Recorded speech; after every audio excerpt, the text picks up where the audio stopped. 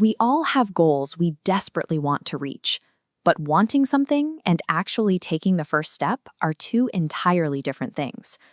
Often that initial heat and ambition just flicker out.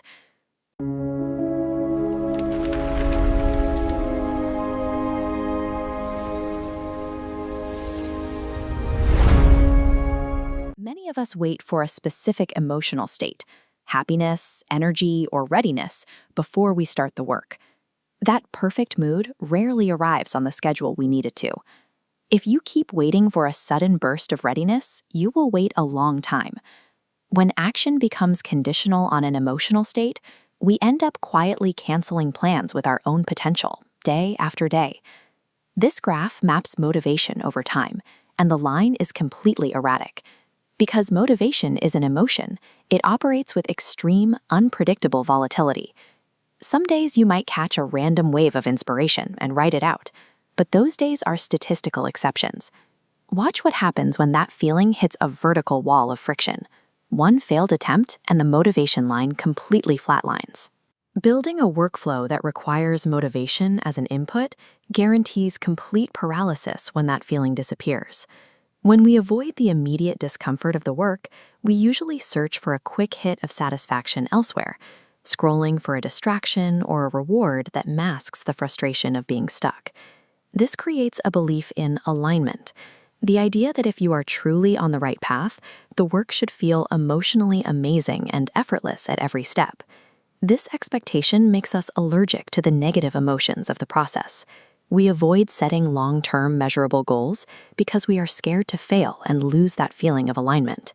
When a first attempt hits a snag, we interpret that mechanical friction as a deep personal flaw. We take the failure personally and quit. This obsession with how the work feels forces people to abandon their efforts long before those efforts have the time to compound and grow. This chart compares effort input against actual results. You can put in hours of intense work and end up with a result that is almost invisible, a post with 3 likes, or a video with fewer than 100 views. That mismatch is painful.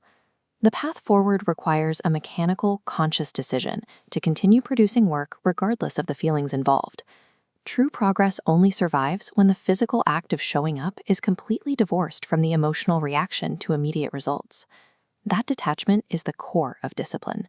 It is often confused with self-punishment or burnout culture, but it is actually a much more functional tool. Discipline is the simple act of showing up for yourself. It means executing unglamorous and invisible tasks specifically when they are inconvenient. This graph shows the trajectory of that practice. The friction starts high and feels bitter, but the longer the habit is maintained, the friction curves downward, while your level of self-trust curves exponentially upward. This prolonged practice builds a foundation of self-trust that fleeting motivation could never construct. That self-trust eventually creates momentum. This is the actual mechanical engine that drives results, replacing the faulty reliance on a specific mood. Momentum means posting the next piece after the last one flopped, or going for a walk even when your brain is actively protesting the move. Action requires the initiation of movement, not a prerequisite feeling of readiness. Completing the work fulfills a fundamental promise you made to yourself. The act becomes a way to honor your own word, entirely detached from proving anything to the outside world. Motivation is a temporary, unreliable visitor that will inevitably abandon you. Discipline is the permanent architectural system that will raise you. Many